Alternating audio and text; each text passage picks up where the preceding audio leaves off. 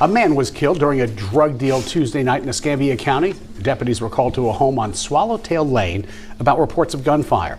When they arrived, they found one person dead with gunshot wounds. And 2 individuals now charged in that case, but the shooter is not facing homicide charges. WEAR's Brent Carney explains why. So I got 1 bullet hole, 2, 3, and 4 right there with a ricochet right there. Bullets hit Noah Reichman's car. He heard the gunshots Tuesday night and one of the victims banging on his front door. And I open the door, and that's whenever I see the body on my porch, and you could clearly see the 5 shots in his chest. And then the cop stepped inside. We spoke a little bit about it. I kind of had an anxiety attack. I wasn't really able to get words out.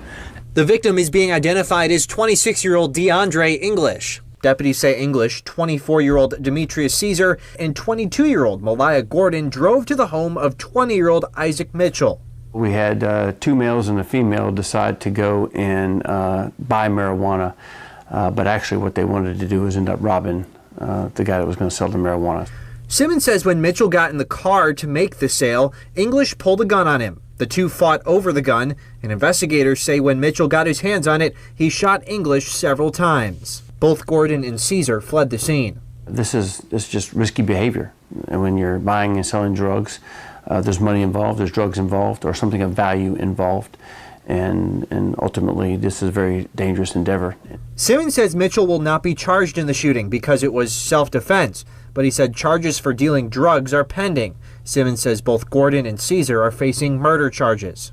Well, in the state of Florida, if you're committing a felony and robbing someone is certainly a felony. If you're in the commission of a felony and someone gets killed, during the commission of that felony, you can be charged with felony murder in the state of Florida, and that's what we're charging the female and the male that survived.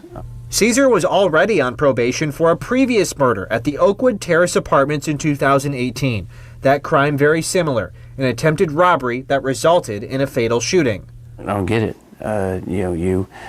You do this not once, but you do it twice. Once is bad enough, but you do it twice is just incomprehensible to me. Neighbors I spoke to are frustrated. I think it's really ridiculous that somebody that was involved in a murder previously only got 4 years and then is on probation, and then this little bit of time later it goes off and do it again. Brent Carney, WEAR News.